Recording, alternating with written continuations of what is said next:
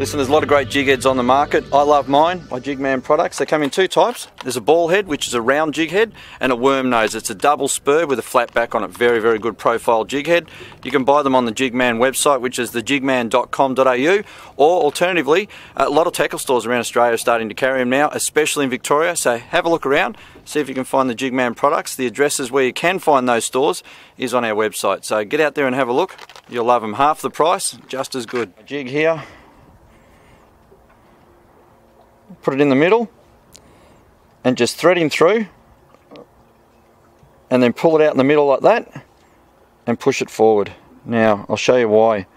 So if we have a look at that there, you can see that there, it's got a nice flat nose up against the head, and then it comes out the back, and it's a very, very well presented plastic, so it'll wobble around in the water and you can have a ball with it. Some people will do things like, I'll just turn that up there for you, but they'll actually run it through on an angle and shortchange their plastic so they sit like that. It gives you a better hookup rate, but it also gives you a far higher hookup rate on things like weed and debris that's laying in the water.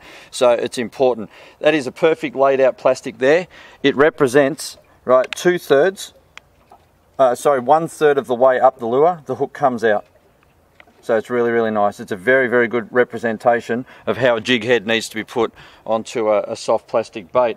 But you have other options, and it's really important that when you make that decision to put your soft plastic on a jig head and stick it in the water, that you have a look at your conditions first. If you're in, let's say, 3-4 metres of water and you've got a 1 knot current,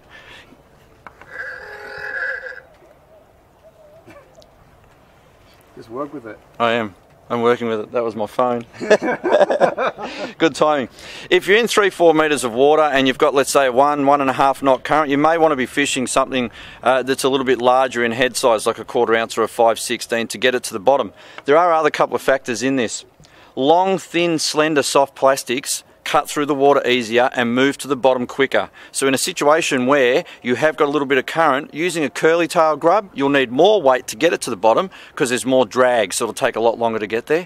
And with your thinner stuff, it'll go straight to the bottom. So you can actually lighten the weight up a little bit and get some really good quality, lightweight jig fishing happening with your soft plastics. It's a really, really important thing. Just to remember, play with it, see how you go. If it takes a little bit longer to get to the bottom, quite often, it can be the difference between catching fish and not catching fish. So just keep that one in mind.